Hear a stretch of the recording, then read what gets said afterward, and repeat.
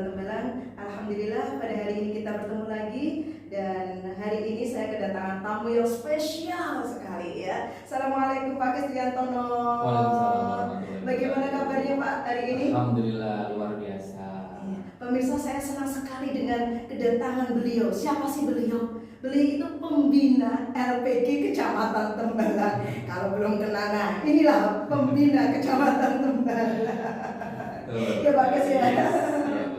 Banyak sekali jabatan yang diampu beliau. Nah, kalau di Batko beliaunya sebagai pembina. Nah, salah satunya apa sih Pak tugas pembina di LPG Kecamatan Tembalang gitu Pak? Ya, pembina semua yang ada di TPG Tembalang gitu ya, termasuk semua program-programnya, dari mungkin pengalaman-pengalaman saya ketika itu jadi ketua itu bisa disampaikan ke pengurusan sekarang. Pengurusan sekarang ya Pak ya. Meneruskan pengurus sekarang melanjutkan program-program yang mungkin belum kita laksanakan di periode yang lalu. Berarti bagus sekali ya beliaunya. Beliaunya regenerasi nih pemirsa ya. Iya. Baca-baca baru harusnya. Baru saja izin. Bapak Nyun Sewu, berkenaan dengan beberapa tingkatan di TPQ ya, ada TKQ, ada PAUD, ada TPQ. Nah, itu mungkin ada perbedaannya. Nah, pemirsa mungkin belum paham apa sih TKQ, PAUD, Quran dan sebagainya. Pak, boleh dong kami dijelaskan PAUD Quran, TK Quran, itu bagaimana Pak? Oke. Gini Bu Ani, jadi di peraturan yang baru di Kemenak ya, dari peraturan dari Pendis ya, pendidikan Islam itu terkait dengan pendidikan paling bawah ya, setelahnya itu adalah TK Al-Quran atau Taman Anak-anak Al-Quran, dan pendidikan anak usia dini Al-Quran atau sekarang trennya dikenal dengan PAUD Q. Nah, ini mungkin yang terbaru adalah di Sigdar ya, di aplikasi Sigdar itu perizinan. Di perizinan itu terlihat muncul ada TK ada PAUD ada PAUD Q, maaf. Maaf, Sigdar sendiri. Mungkin ada yang pemirsa tidak dari Kecamatan Tembalang. Sigdar, apa sih Sigdar? Mungkin yang di daerah-daerah agak jauh tidak kenal dengan Sigdar, itu nama siapa? Oke, Sigdar itu sistem informasi pendirian pendidikan Al-Quran atau pendidikan Al-Quran, dan ini adalah satu program dari Kementerian Agama ya, Kemenang Pusat, itu akan mempermudah masyarakat atau yayasan untuk mendirikan pendidikan Al-Quran, mulai dari jenjang TK Al-Quran atau PAUD Quran, terus TPQ, TKA, pondok pesantren. Nah, itu beberapa yang dipermudah, jadi kita nggak ribet lagi dengan apa namanya, dengan proses harus izin ke Bakko, kecamatan, berarti itu lingkupnya nasional ya Pak? Nasional. Jadi dipermudah, ini dipermudah masyarakat. Memang ini adalah keberangkatan dari Kementerian Agama untuk lebih memudahkan masyarakat untuk perizinan. Selama ini kan terkendala perizinan ya, itu menjadi kendala dan sangat bermudah sekali. Kemarin saya sudah coba lihat dan di dalamnya ternyata mudah, asalkan persyaratan yang disyaratkan oleh Kemenak itu dilengkapi. Jadi itu merupakan salah satu solusi untuk lebih memudahkan begitu ya Pak. Memudahkan masyarakat yang memang peduli Al-Quran ya. Sekarang ini sudah mulai generasi sekarang sudah mulai menjauh dari pendidikan Al-Quran. Makanya ini adalah satu hal yang sangat positif menurut saya dari peran pemerintah. Betul, berkaitan tadi Pak dengan PAUD Al-Quran dan TK Al-Quran. Nah, mungkin penjelasannya dulu saja. Apa sih perbedaannya PAUD Al-Quran dengan TK Al-Quran? Mungkin nanti akan berkembang dengan TK yang pada umumnya begitu. Jadi ada dua ya di sini ya, orang sih ada beberapa yang membingungkan ini ya, bingung apalagi orang-orang yang awam yang kita sendiri yang orang biasa dengan Al-Quran gitu kan, bingung juga itu. Jadi pemerintah tuh dari peraturan pendidikan agama Islam kemarin itu di nomor 91 ya. Jadi PAUD Quran atau PAUD Q itu jalurnya formal Bu Ani. Sedangkan TK Al-Quran, TK Taman Kanak-kanak Al-Quran itu non formal. Jadi kalau PAUD Q itu di pagi hari, harus pagi hari seperti TK umumnya. Sedangkan di TK Quran itu boleh sore hari. Berarti jalurnya non formal, kayak TPQ juga non formal, TKA itu non formal. Tapi yang formal adalah PAUD Quran. Jadi masuknya harus pagi, tetapi yang menjadi masalah umurnya sama. Jadi yang PAUD Quran itu boleh di TK Quran dan yang di TK Quran tidak boleh di PAUD Quran. Jadi namanya harus satu. Begitu. Nama Berarti satunya. yang di PAUD boleh masuk TK. Boleh, karena itu non formal, tambahan kan. Oh, begitu. Oke. Akan tetapi yang TK jangan. Ya, Gitu ya. Jadi terdata di situ deh, di situ yang PAUD Quran itu formal nanti. Jadi kayak nanti dapat POP dari gurunya akan ada sertifikasi dan sebagainya. Oh, begitu. Tapi ada juga yang benturan ini bukan yang menjadi permasalahan kan. Itu ada RA. Nah, Ya. ada Rabiul Apa Afal. bedanya dengan Itu yang iya TK? ada. TK. Ini juga formal. Ini juga formal. Iya. Tapi yang menaungi adalah direktoratnya masing-masing.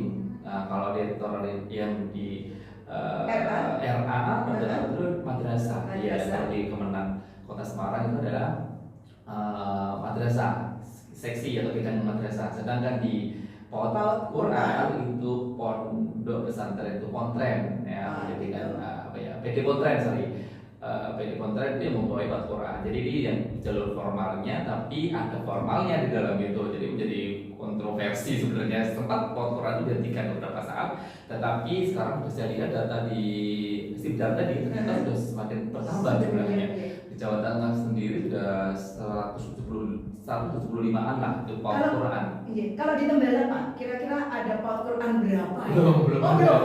Ya semoga saya segera buka. Ini Pak Akis punya tantangan ini ya sebagai pembina ya.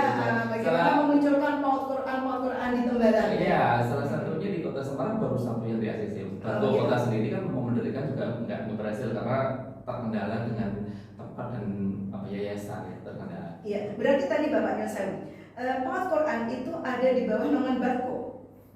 Salah satu pembinanya. Salah satu pembinanya adalah ya, pembina. Barko, begitu. Pembina teknis ya gitu. Jadi nanti silakan kepada lembaga-lembaga yang siap memiliki sarana prasarana di tentang PAUD Quran gitu ya, seperti sekolah TK yang sekarang kita panggil TK itu atau RA itu silakan mendaftar di Sibdat gitu. Boleh di situ deh. Terus memang ada karakteristik sendiri dari kurikulum dan lain sebagainya sudah diatur di situ. Nah, berbicara dengan kurikulum. Kalau kita bilang kurikulum ya. Nah, apa bedanya nanti kurikulum PAUD Quran dengan RA tadi? Nah, mungkin di situ ada sedikit perbedaan. Ada ciri khas sendiri untuk PAUD Quran gitu. Ya. Apakah memang berapa persennya itu ada mengajarkan Al-Quran atau bagaimana begitu? Iya, secara garis besar 80-90% itu mengajarkan tentang Al-Quran sih saya lihat di struktur kurikulumnya gitu ya. Tapi yang pengembangannya 20%-an itu memang bisa diambil dari kurikulum yang ada di Kementerian Pendidikan, bisa dikombinasi ataupun kurikulum yang dikembangkan di lembaga satuan tersebut. Gitu. Dan kalau di RA sebenarnya RA juga sama TK saya lihat juga kurikulumnya bersama. Tinggal di sini juga bingung pengotakannya ini produknya madrasah atau bangsanya PD pontren gitu kan. Tinggal ini di lapangan sebenarnya memberikan banyak ruang sebenarnya masyarakat. Silahkan pilih yang mana karena kalau saya lihat sih keuntungan dari PAUD Quran adalah lebih ini ya persyaratannya nggak syaratnya akan dilakukan standar itu nggak seribet yang madrasah karena ini bukan program baru ya, jadi mungkin kan yang mau mengajukan itu akan dipermudah untuk awal 1-2 tahun sampai 3 tahun ke depan itu akan lebih dipermudah. Maka silakan kepada yayasan-yayasan yang belum punya PAUD Quran atau yang tertarik mendirikan PAUD Quran untuk mencoba merintis ya. Salah satunya nanti Pak Kis yang siap jadi bagian.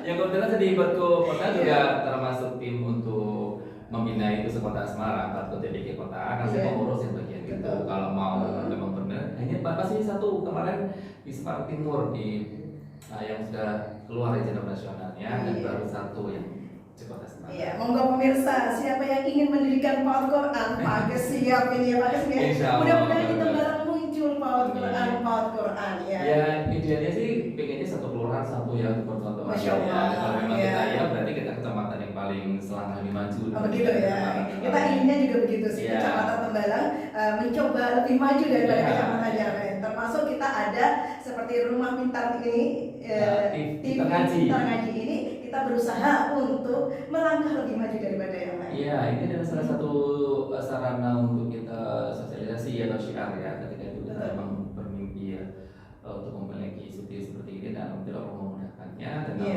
alhamdulillah kita bisa siaran lagi. Kita bahas soal semua perjuangan dari semua Perjuangan teman-teman. sama pengurus ya. Launching itu sebenarnya kan 2020 di Masya Allah. Dansa Indah ya, Iya. sama teman-teman itu, terus alhamdulillah Allah mencapai di tahun ini bisa Real ya. dari yang studio Masya Allah. luar biasa. Luar biasa.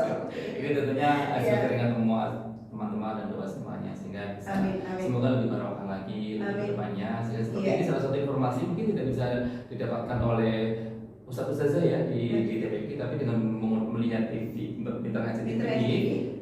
channel kita selalu berkembang dan akan memberikan manfaat kepada banyak orang. Betul, makanya sumbang saran kemudian kerjasama kita perlu kita gali terus agar Pintar Ngaji TV ini terus berkembang dan berkembang sehingga Batko Kecamatan Tembalang akan lebih jaya, maju dan maju. Begitu ya Pak Haji ya? Iya.